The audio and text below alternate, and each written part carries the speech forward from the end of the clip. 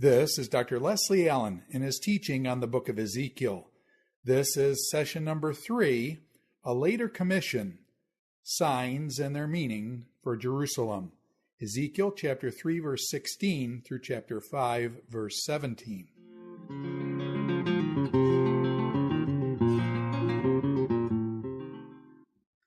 We come to our third lecture, and we're moving on from 3:16, and we'll carry on until the end of chapter 15.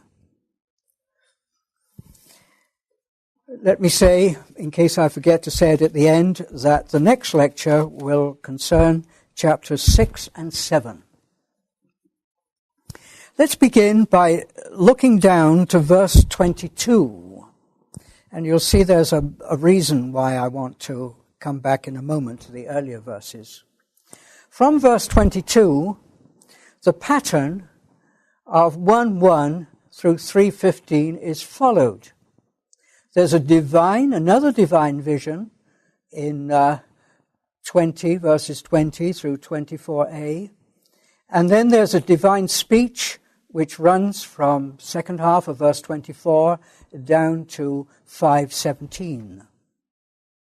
And so there's parallelism there in that pattern. That pattern is broken in 3 through 21. And these verses, it isn't 3 to 21, it's 3:16 through 21. And this speaks of Ezekiel being appointed to be a watchman to the exiles.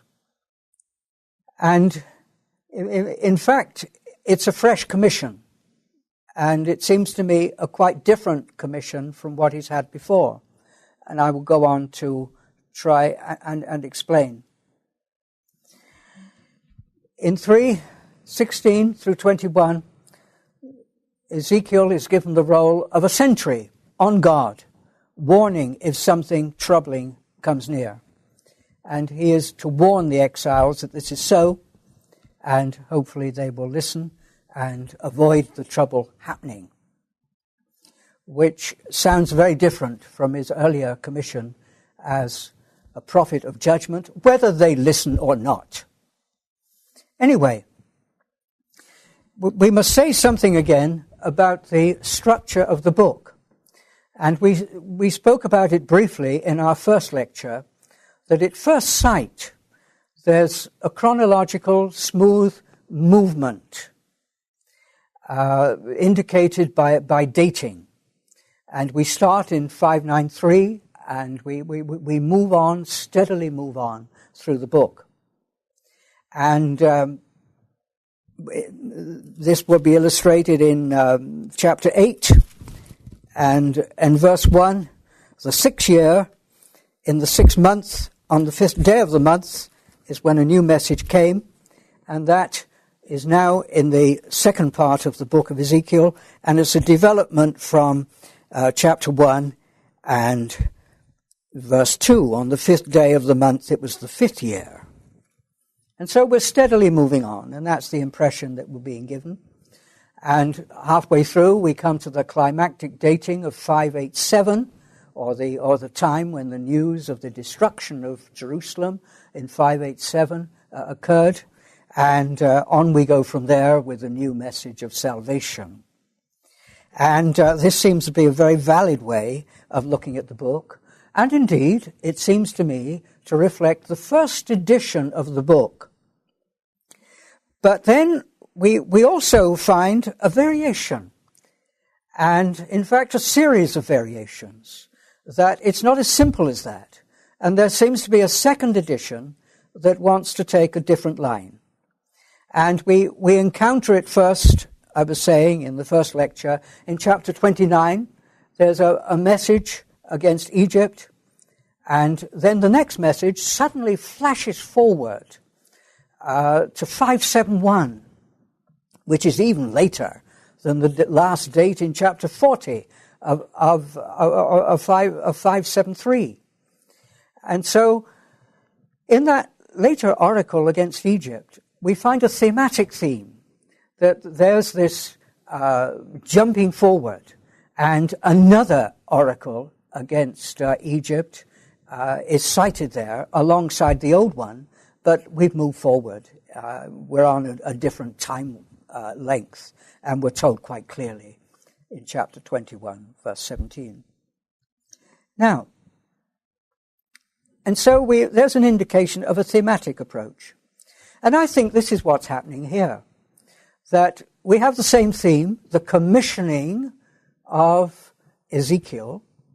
He's given a fresh commission by God, but I think that this actually applies to the latter half of his ministry, and it goes along with the messages of salvation which followed 587. And if so, then we've got to think very carefully. But I think further, and we shall have to wait until we come to other chapters in the book, that there are other instances in the first half of the book where we're not pre-587 after all, we're post-587. And so there seems to be a second edition where later material has been moved, chronologically later material has been moved forward in the book. This seems to be what's happening. And so alongside the first edition of vaguely two halves chronologically, we have this other way of looking at things, which takes more of a thematic line, not only in that oracle against Egypt, matching a much earlier oracle against Egypt and set alongside it, but also, I think, in this later commission. And we shall see that this Watchman commission is a very different kettle of fish from the first commission as a prophet of absolute judgment, radical judgment, no option. It had to come. And we should see an element of choice now that's given to the exiles. And so this belongs more to the salvation period and to the responsibility that the exiles of 587 and including the 597 ones had as they accepted a message of salvation, but alongside it they were given a responsibility to live up to it and to live in accord even now before that salvation actually occurs, a return to the land and the glorious time that's going to follow.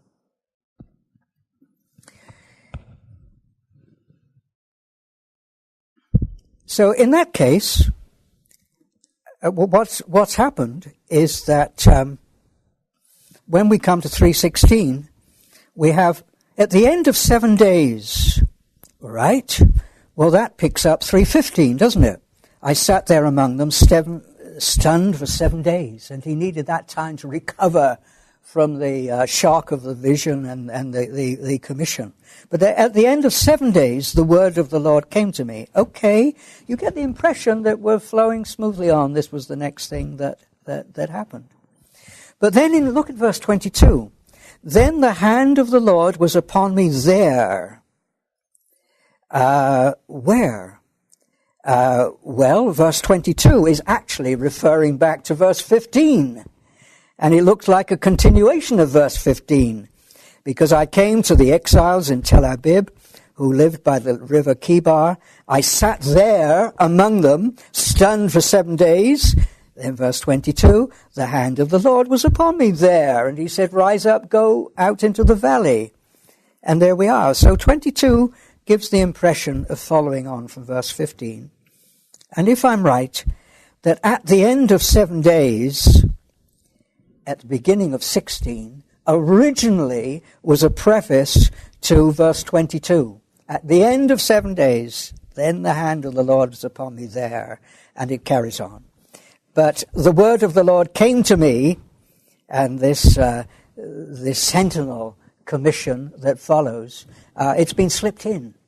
And it really is a sort of a literary intrusion, but a deliberate one, following on from the theme of the commissioning of Ezekiel. Let's think of another commission that Ezekiel had. But we shall see it's a different commission, and one which really comes into effect after Jerusalem had fallen. Now, why should I say that? Well, I can tell you something that's true, but you don't know yet. In chapter 33, we have a longer account of Ezekiel's commissioning as a watchman or sentinel or sentry.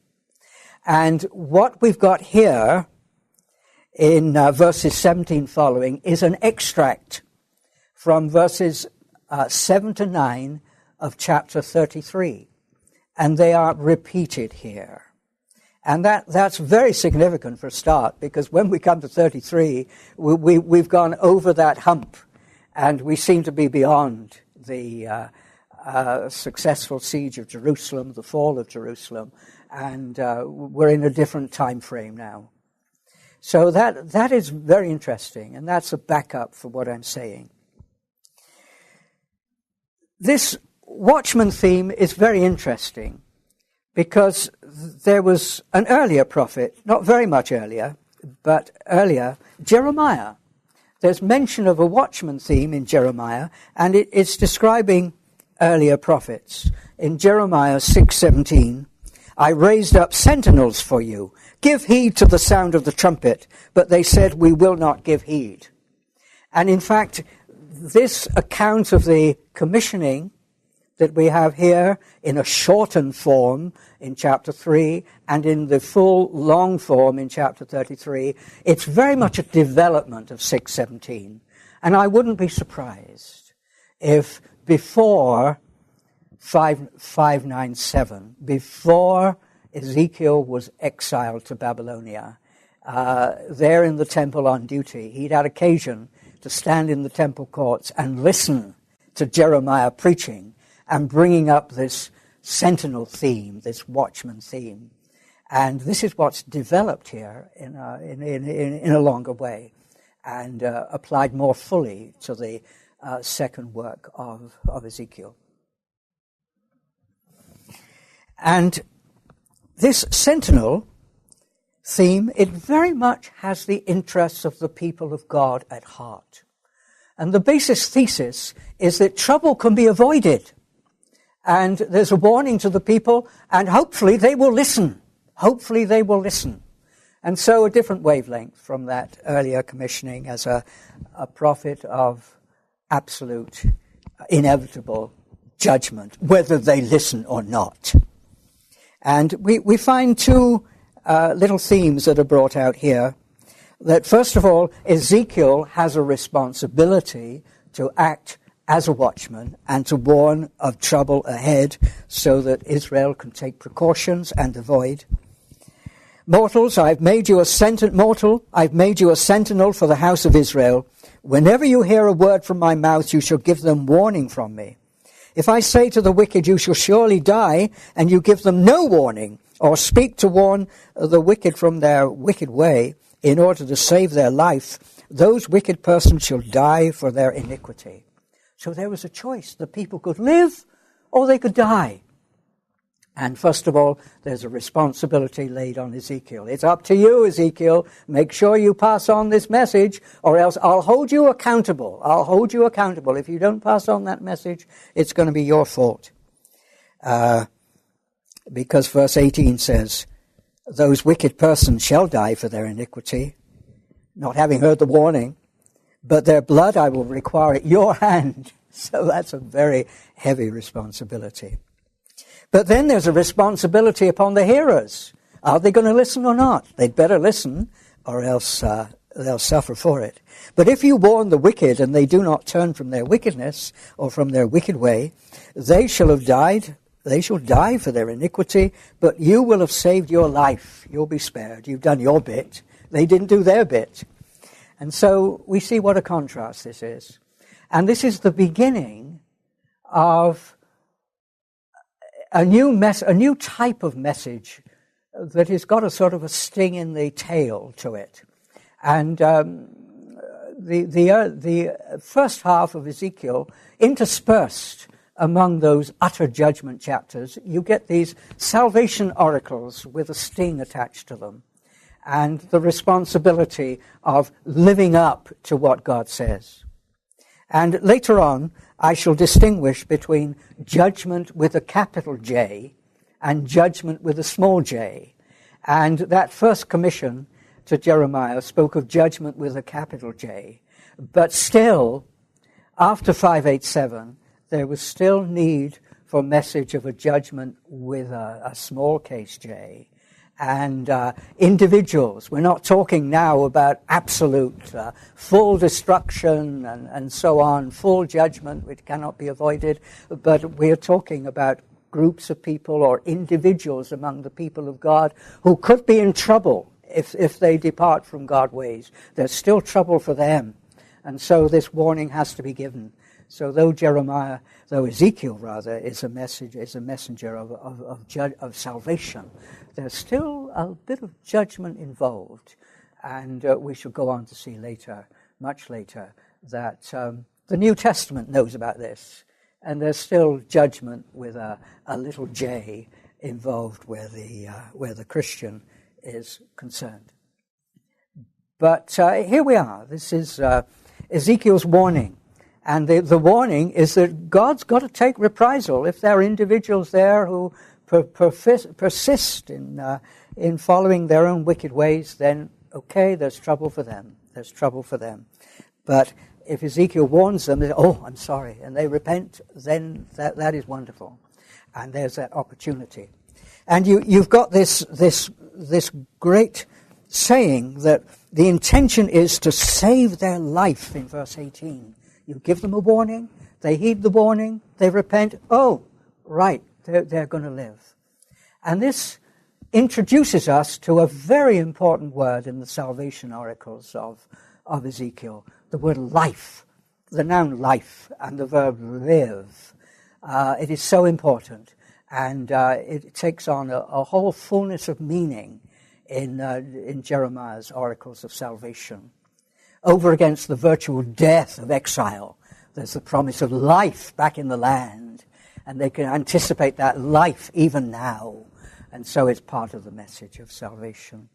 And in fact, if you turn to chapter 33 and verse 11, a verse that isn't extracted and put back in chapter 3, then you will find that there's a statement that God does have the exile's interest at heart.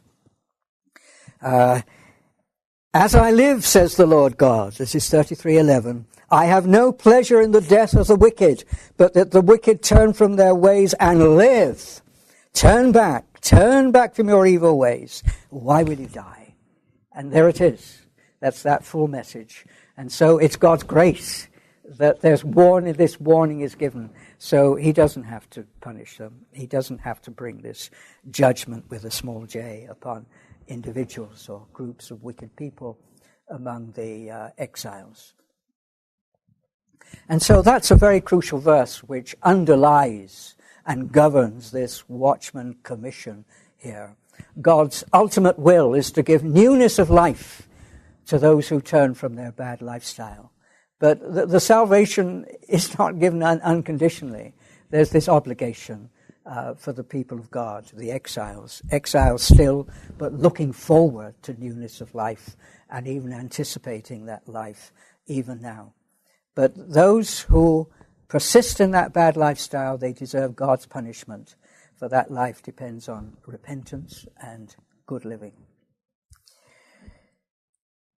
There's a fascinating New Testament reference which scholars think depends very much on chapter 3 and chapter 33 and that Watchman theme. And it's in the book of Hebrews, and it's at the end of the book, chapter 13 and verse 17. And listen to what the writer to the Hebrews says, and notice how close it is to the Watchman commission that Ezekiel received. Obey your leaders and submit to them, for they are keeping watch over your souls, and they will give an account. Just as Ezekiel had to give an account and was responsible, these leaders would have to give an account as they kept watch over the souls of the congregation. Let them do this with joy and not with sighing, for that would be harmful for you. that if Christians persist in their sinning, then harm is going to befall them. And so you've got judgment with a little j, and you've got the leaders accountable, and you've got the leaders commissioned to be watchmen over the congregation. And scholars firmly believe that this is an echo, in fact, of material that we've got in Ezekiel 3 and 33. And in fact, one can say that the writer to the Hebrews took those verses very much to heart, because with all those warning passages, he's very much living out the watchman commission of Ezekiel. But he's performing it in the context of those who profess Christ and are part of the church, evidently. And so what this means is that chapter 3, this watchman theme breaks in chronologically. And earlier in chapter 3, there was a message for the 597 exiles. That message of absolute judgment. Jerusalem's going to fall before long. In 593, Ezekiel is also already told to say something that will happen in 587, the destruction of Judah and the fall of Jerusalem.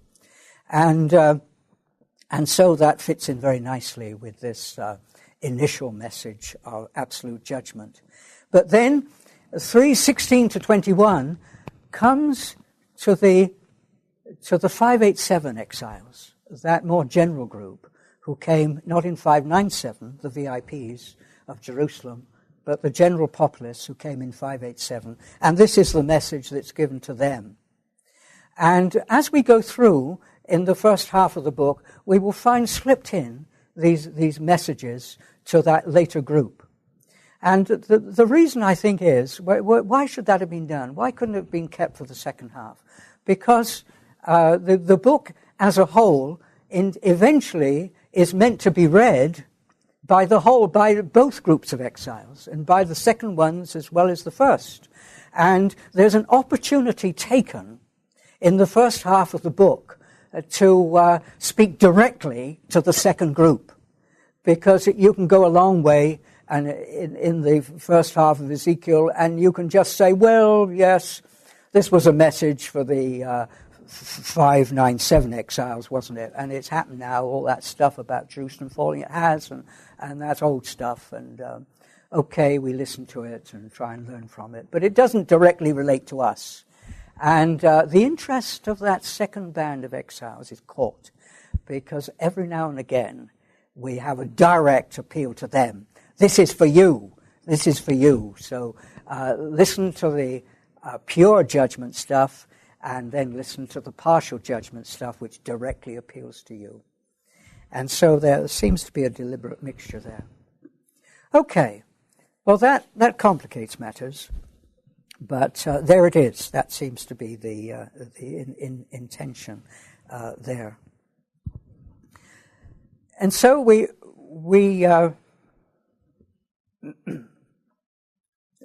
seen that earlier in chapter 3 and 1 and 2, there's a sort of a take it or leave it attitude. But now there's in this little section here, it's different. If they listen, one consequence. If they don't listen, there's another consequence. There's a choice.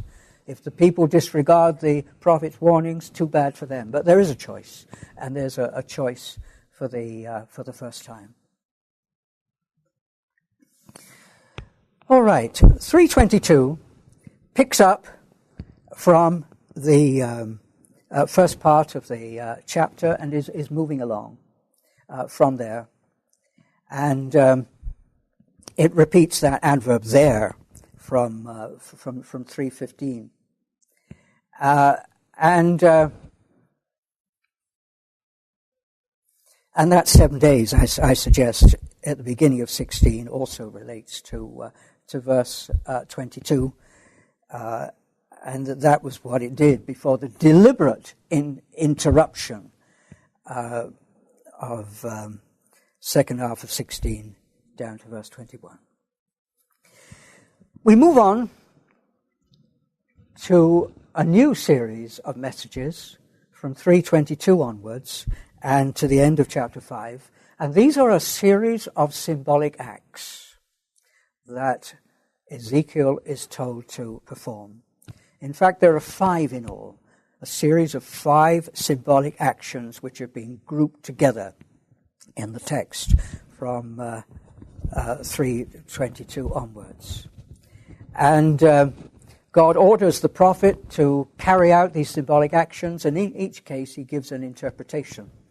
And we said in our first lecture that this is this show and tell way of prophesying that Ezekiel is told to take over, one that is also found in earlier classical prophets, but quite developed in the book of Ezekiel.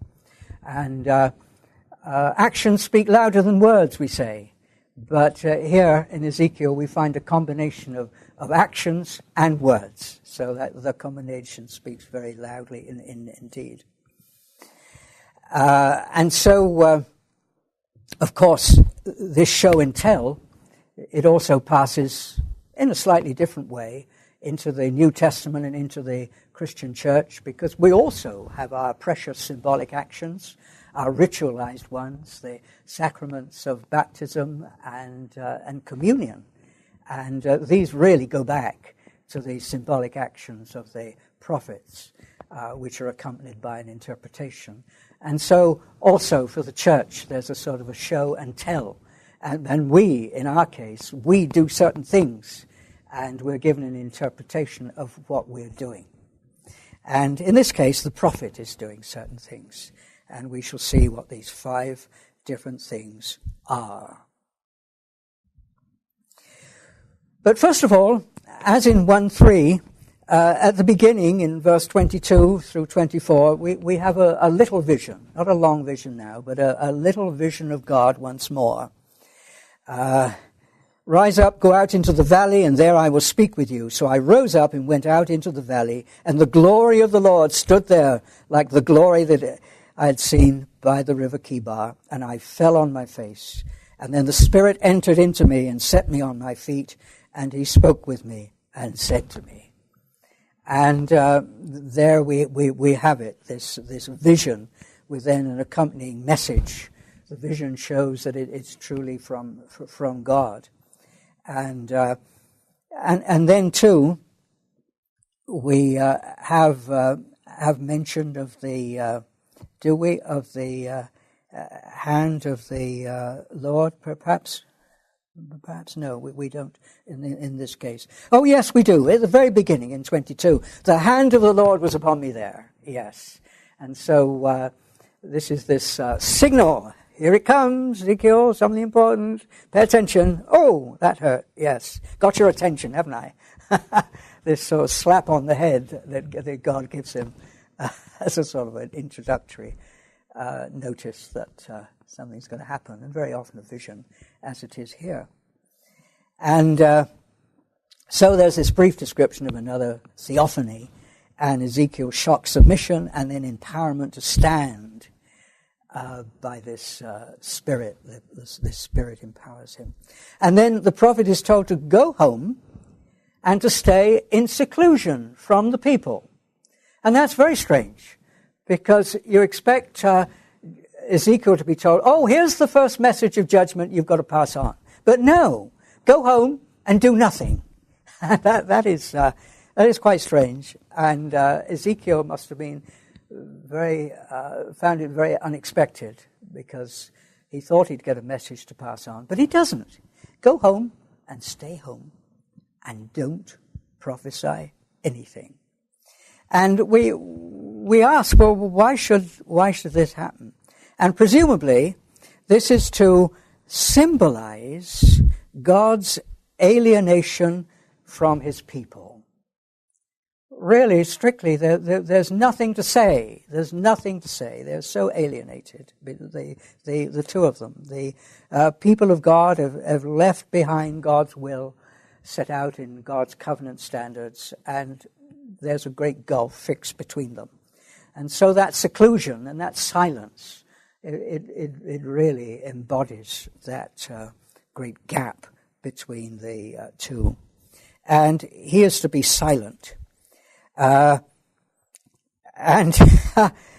Verse 24, go shut yourself inside your house. As for you, mortal, cords shall be placed on you, and so you shall be bound with them, so that you cannot go out among the people, even if he wanted to. Perhaps there's something I can say to them that I ought to say, no, you're going to be tied up, and you're going to be under house arrest, as it were, and you won't go out among the people at all. And then, even more, I'm going to make it physically impossible for you to speak. You're going to be struck dumb. So it can't be enforced more that Ezekiel's not to say anything. In verse 26, I will make your tongue cling to the roof of your mouth, so you shall be speechless and unable to reprove them. And all that is very striking. And it's because they're a rebellious house. And this gap between them. Really, there's nothing to say. And this seems to have gone on. But in verse 27, there's a promise that he is going to be given messages at some point. When I speak with you, I will open your mouth, and you shall say to them, thus says the Lord God. There's that magic messenger formula again. And that when means whenever. Whenever I speak with you and give you a message, then you can pass it on. But it won't be very often. Don't think it'll be very often. And this seems to have continued up to 587, that now and then Ezekiel was given messages. But the rest of the time he stayed home and he was dumb. Whether literally dumb or whether it was a psychological thing, I don't know, that he felt he had to be speechless, but there it was. But then we come to Ezekiel 24 and verse 27, where that ban of just intermittent speaking amid this dumbness, that is lifted. Ezekiel 24 and verse 27. And now we'll come to 587. On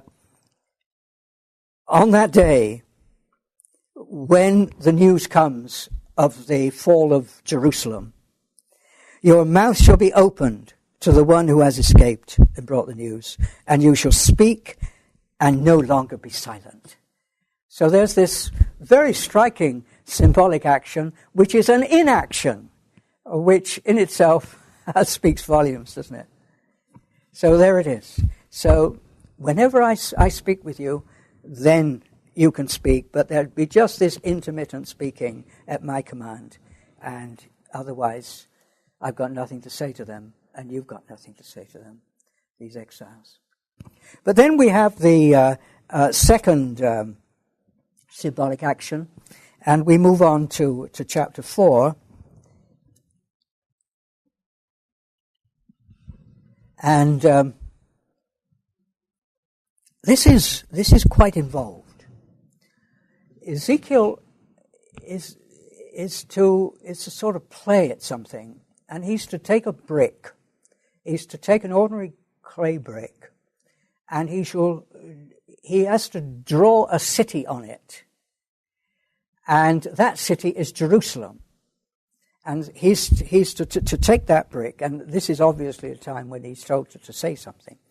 And in this symbolic action, he takes that brick, and he's got people around, and they, oh, what's that? Oh, that's a city. And they perhaps, oh, yes, well, okay, Jerusalem. And then he's to make little models of siege works, the sort of instruments and so on in warfare that would be used for a siege. And he was to place these little models around this brick.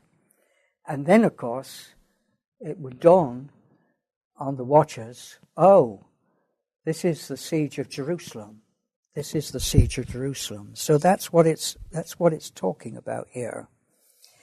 But then he's to bring an iron plate, and it was the sort of plate that would be put on the fire, and you put the food on top of the fire, and the food would be cooked, but it wouldn't be burnt. It wouldn't be have direct contact with the flames.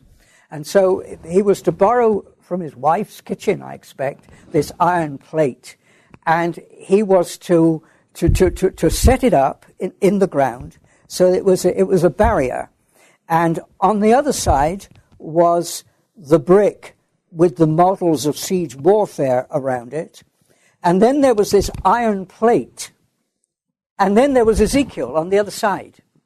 And of course, Ezekiel is the representative of God. And it's saying there's an iron curtain going to fall between Jerusalem and me. And Jerusalem is going to be besieged. And I'm not going to help it. God's not going to help it. So Ezekiel is God's representative in this symbolic action.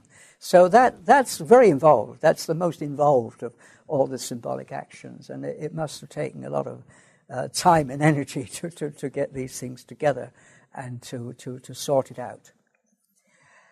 And so there's this iron curtain between God and Jerusalem in this coming siege of Jerusalem.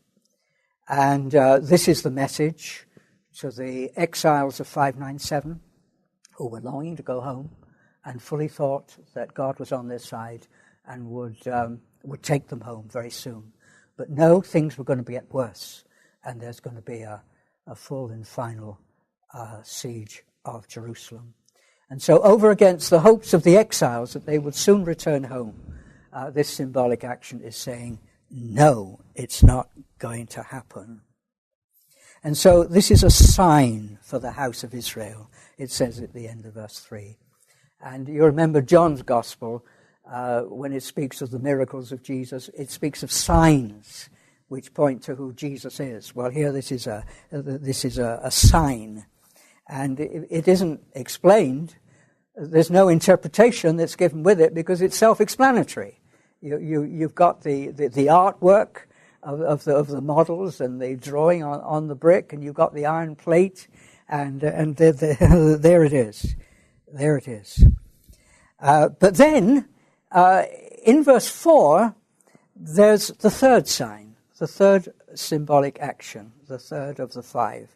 And this is a sort of charade that Ezekiel takes part in. And really, it continues from the former symbolic action, because it's still there. The brick's still there, the models are still there, the iron plate is still there, fixed in the ground upright, presumably. But now, you've got to do something else, Ezekiel. And he's got to lie on his left side. And there he is. And he's got to do it for 390 days. Well, I'm glad it doesn't say 390 nights, because when the sun set, he could get up and go home, presumably, and then turn up on duty next morning and lie down on his left side for another day and then go home. And on and on and on it went. This remarkable sign, 390 days. And then after that, when he'd done that for that long time, over a year, he was to turn round, he was to lie on his right side for 40 days. And there it is. So he had this performance to carry out. One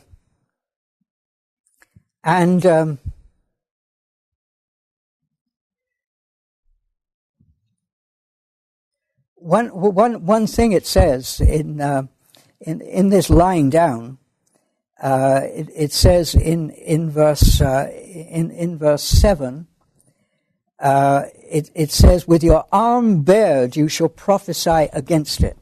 And he was to pull back his sleeve, and he was to hold out his arm like that, and that represents the hostility of God. The hostility of God, and there it is. That's another part of this dynamic action. So what's going on there? There's 490 days. And there's 40 days. And if you compare the new RSV with the NIV, you will see there's a difference. And I think the NRSV is half right, and the NIV is half right. Well, what does the NRSV say for a start? He says, "Lie on your left side and place the punishment of the house of Israel upon it." This lying on the left side represents the punishment of the house of Israel, and this is the punishment of Judah, including the exiles. "You shall bear their punishment for the number of the days you lie there. For I assign you a number of days equal to the number of their years of their punishment, and so you shall bear the punishment of the house of Israel. Well, that's the left side meaning, in terms of punishment, according to the NRSV. But then in verse 6, once again, you lie on your right side, and once more you bear the punishment of the house of Judah. 40 days I assign you, 1 day for each year. So it's punishment in both cases. If you look at the NIV, oh no, it's not punishment, it's sin. It's sin. It's sin. And on the left side, he's bearing the sin, he's representing the sin of Judah, and on the right side, he's bearing the sin of Judah.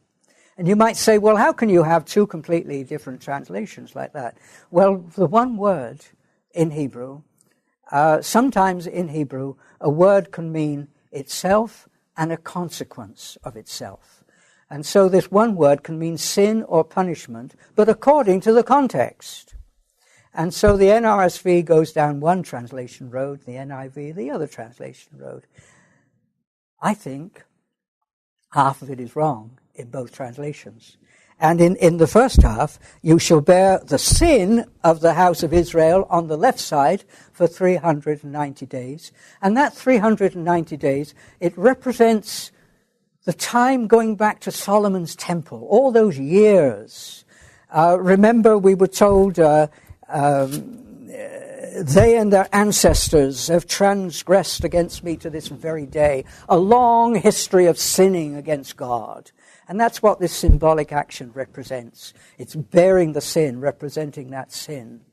But then that punishment, that sin or punishment, when there's a turning down on the right side, lying on the right side, those 40 days, I think there it is punishment. There it is punishment. And it's the punishment of being sent into exile.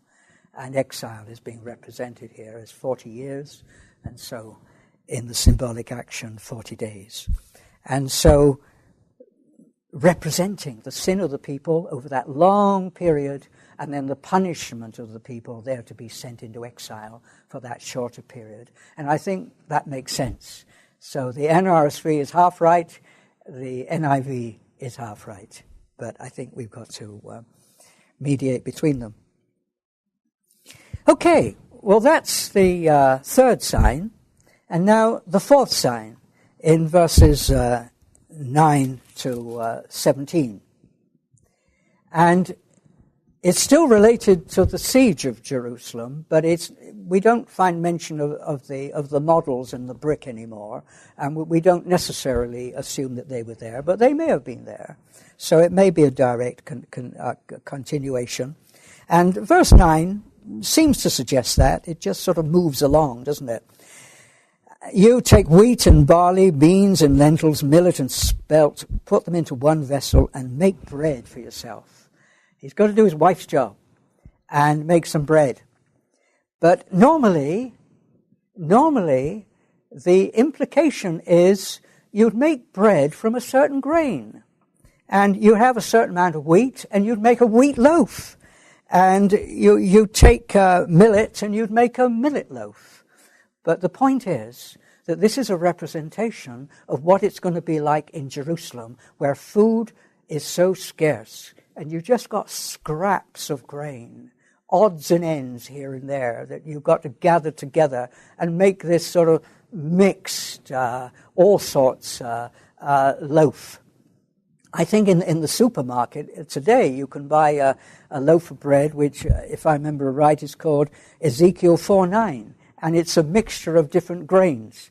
And it's presented as if it's something good. But in this context, it's something bad. Just these odds and ends, they're put together because there's nothing else. You can't make a wheat loaf. You just got to get together enough seeds and grains so that you've got a single loaf. And he's told he's to eat this loaf of bread, make a loaf of bread every day, to make a new loaf and eat it.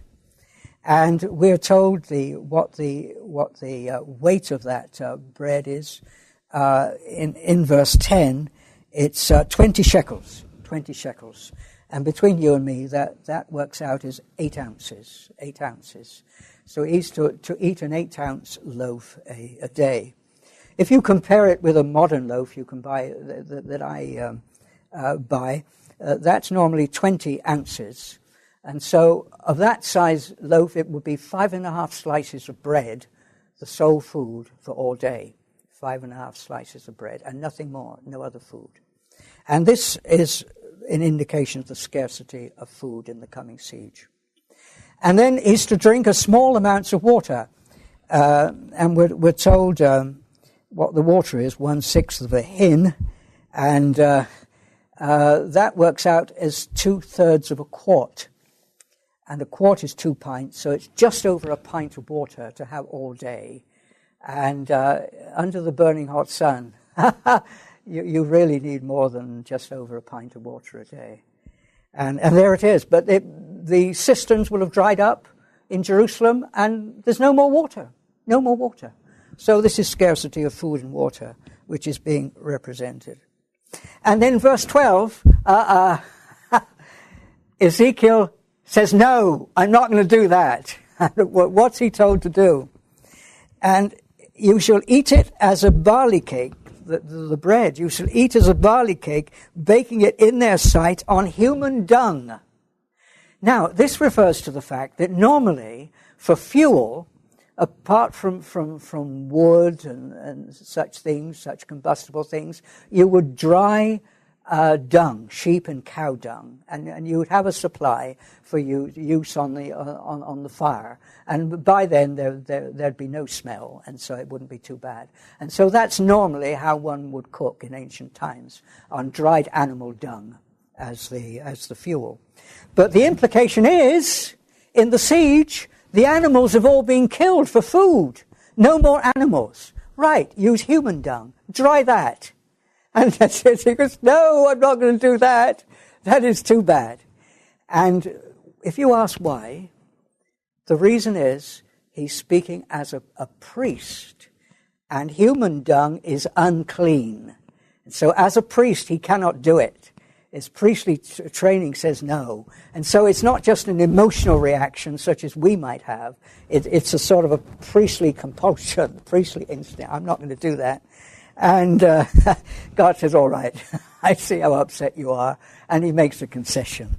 All right, you can have cow's dung, which is fully available here in Babylonia, and instead of human dung on which you may prepare your bread, And so, going to spoil the symbolism a little bit, but okay, you can do that. So that was very nice of God, the grace of God that he let Ezekiel off. So Ezekiel will have had a heart attack, I think, if he tried to carry on.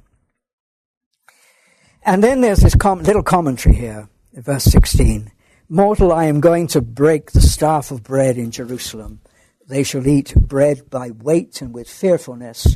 They shall drink water by dismay, by measure and in dismay, wondering whether there's going to be another drink tomorrow and another meal tomorrow, because everything will be so scarce. And that staff of bread, that's a metaphor. It's bread, which is the staff of life. Bread, which is the support for life. NIV just renders the food supply instead of the staff of bread. And then the fifth and final sign in chapter 5. He's to take a sharp sword and use it as a barber's razor and run it over your head and your beard. He's to cut off his hair on his head and his facial hair. And this is something ominous, because you did that as part of the ritual of mourning. And so there's a very sort of a negative feel about this from the very start, irrespective of how it's going to be interpreted. But once again, it is siege-related, because he's to one third of the hair, verse 2 of chapter 5, you shall burn in the fire inside the city.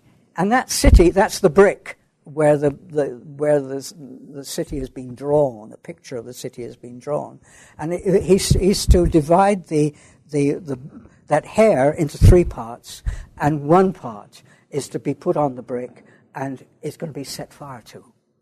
And so this is referring to the destruction of Jerusalem and the loss of human life during that siege of Jerusalem.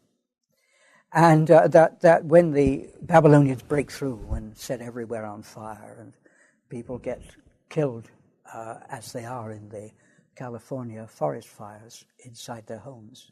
And then there's a second pile, and that's to be spread around the brick. So we're still in the context of this siege of Jerusalem, and it's to be slashed with the sword, slash it, those bits of hair, and this is indicating the execution of the citizens of Jerusalem as a result of the siege.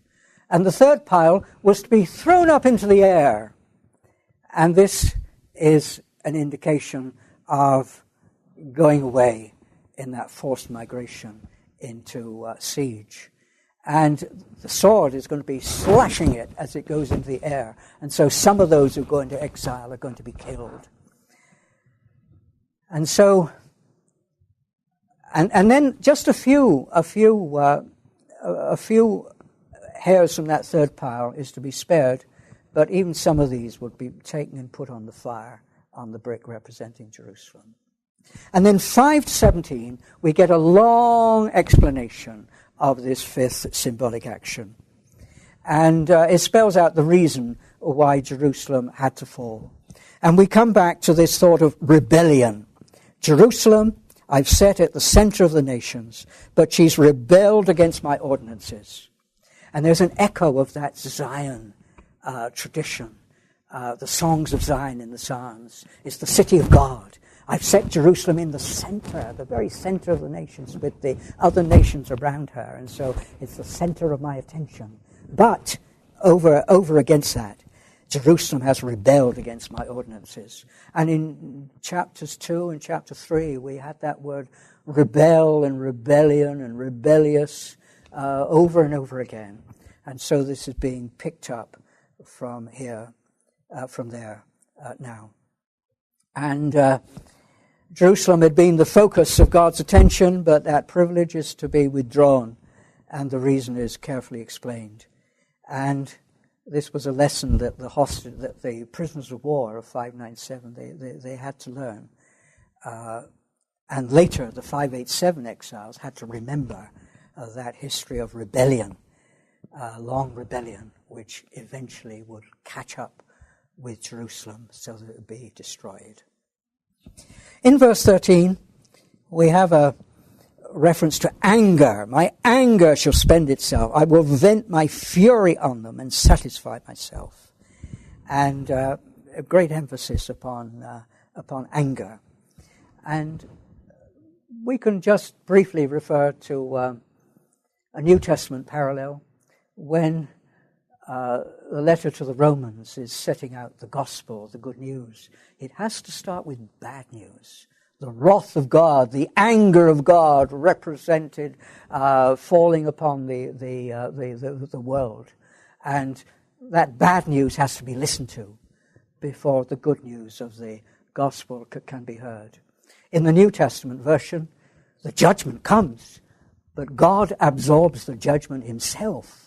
But that's the only reason. It's through that absorbing of the judgment at the cross of Jesus that there can be good news. But once again, there has to be bad news and the awareness of bad news and the anger, the wrath of God before ever there can be good news. And in a way, in a different way, the book of Ezekiel is all about this. Judgment first and then salvation. Bad news before the good news. If we had time, but you can trace it yourself, we have a great judgment oracle in that interpretation in chapter 5. And typically a judgment oracle is made up first of accusation and then punishment. And the punishment consists of two kinds. One, God is to intervene personally. I'm going to do something. I'm going to do something, says the judgment. And then you have human consequences that follow. The result will be tragedy and disaster and loss and ruin among the human population. And this is the pattern we have three different phases put together. There's a triple judgment oracle in that interpretation in chapter 5 to 17, and it's all variations, slight variations, which pick up this pattern and a repetition of this pattern in three ways. And so there's that unpacking from in terms of the form of an oracle of judgment that we have in a very lengthy form in 5 through 17. So next time, chapters 6 and 7 will be our topic.